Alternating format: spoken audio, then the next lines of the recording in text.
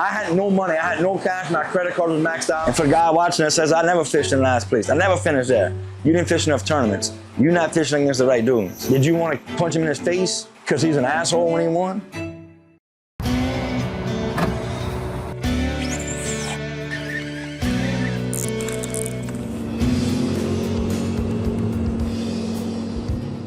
I'm Cliff Crochet, C-L-I-F-F-C-R-O-C-H-E-T. I got introduced to fishing in a place right behind me.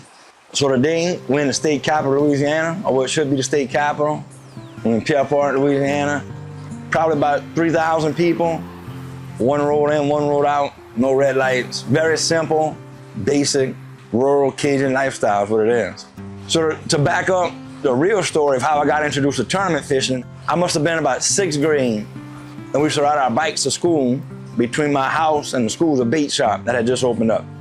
So I stopped in that bait shop, hung out for 5 minutes. Next day I hung out for 10. Next day I hung out for 30 minutes. Next thing you know, I'm hanging there all the time.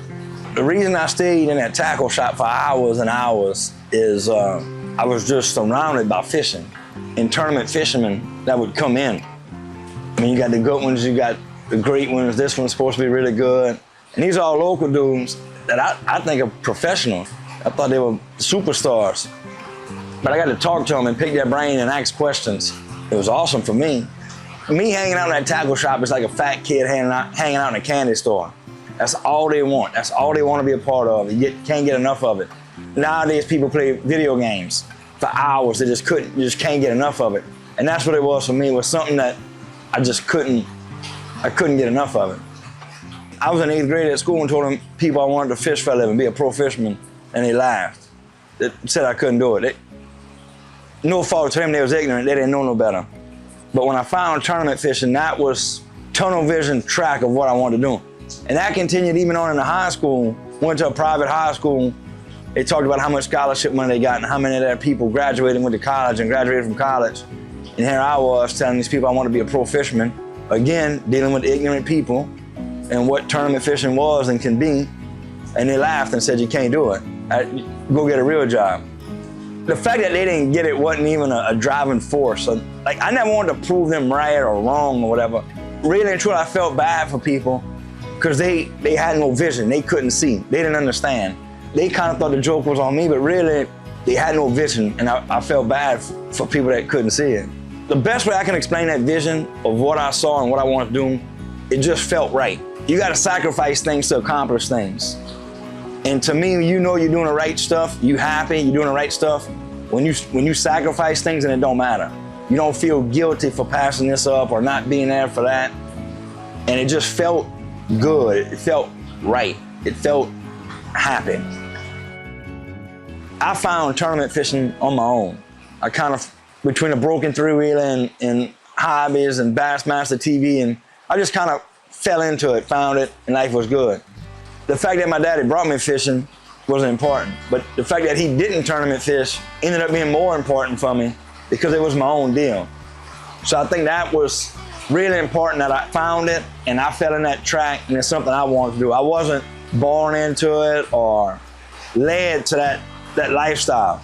With my kids, obviously they grew up in a tournament lifestyle, they see it, and if they want to take part in it, that would be awesome, I'll support them. If they don't, that's fine too. But hopefully they find something, maybe I lead it to them, maybe I don't, but hopefully they find something that's for them and fall in the track and can do something that makes them happy. You know, tournament fishing's on this side of life, and I love it, and it's great, it's awesome. But just fishing with a cart and a hook is awesome. That opens so many doors for you. That shows you so many things, teaches you so much. I think everybody should fish and get that excitement and that innocence and just the joy of fishing and being outside. And that's what I want to make sure I give my kids, is just being outside, fishing, having fun. Where that goes for them, time will tell. But just introducing something that's fun and was a big part of my life, and hopefully it's a big part of their life too.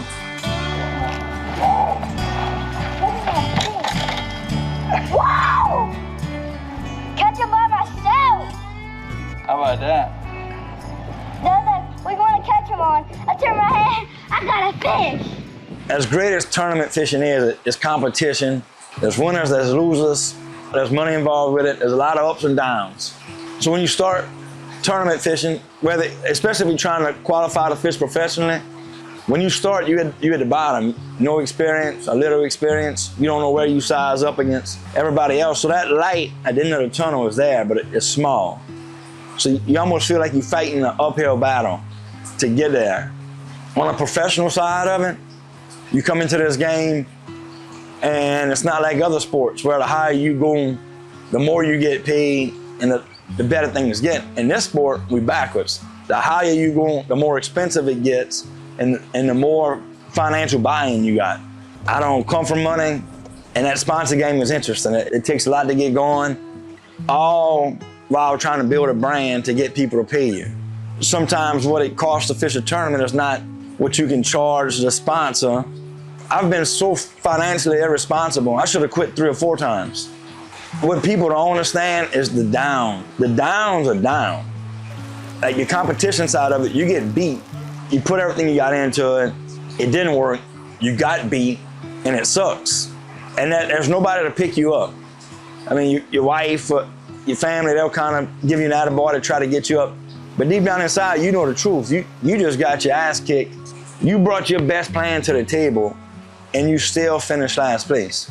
And for the guy watching that says, I never fished in last place. I never finished there. You didn't fish enough tournaments. You're not fishing against the right dudes. It happens. But what I love about the sport is you got to pick yourself back up.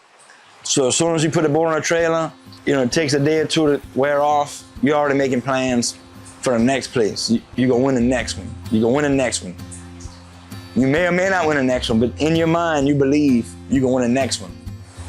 And this is probably 5 or 6 years ago. You just hear KastKing moving around. The biggest thing about me and KastKing is that I bought 2 of them at retail price at a show to try them, no strings attached, and they performed well. And we've been together ever since. One thing I liked about KastKing was innovation. I mean, innovation is what they do, which led us to the Deadbolt. The first conversation I had with anybody at KastKing about the Deadbolt was with Al.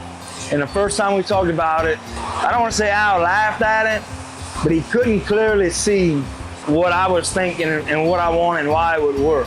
Time goes on, a little bit later, we spoke about it again a time or 2, and then Al comes back and says, hey, Cliff, we could look at it. I talked to some people. I think it could work. From that point on, we went into a little bit more nuts and bolts of the Deadbolt, which in my mind is a power fisherman's dream. So when you build a tool like a Deadbolt, that is a little different and a lot of people hadn't seen before, some people don't understand it.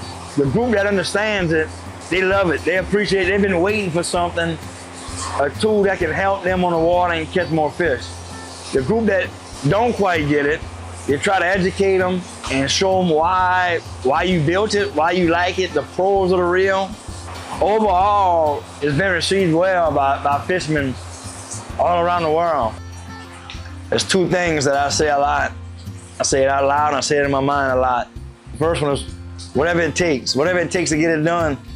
Good, bad, ugly, fun, whatever we gotta do to get this goal accomplished, or get through this thing, or get this project done, whatever it takes. And the other one is, my other favorite saying is life is good. Because life really is good. And if it ain't good right now, just wait a little bit longer. Something will come along, and life is good. So this is December 9th, 2024. I'm sitting here doing this interview, fishing opens, to requalify for the Elite Series.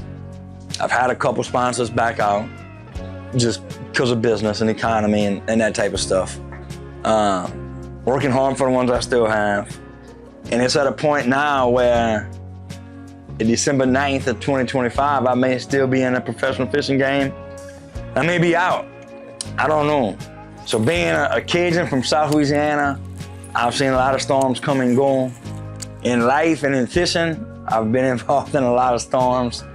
Things come and go, peaks and valleys, but if you stick with it, things pass on, the sun's always coming out, life is good, things always work out. A message to myself a year from now Hey, Cliff, you knew you had it in you. You knew it was an interesting trip. You knew it would be an interesting journey you've been through before, but it. You did it, and everybody that got in the way and they won't be a part of it.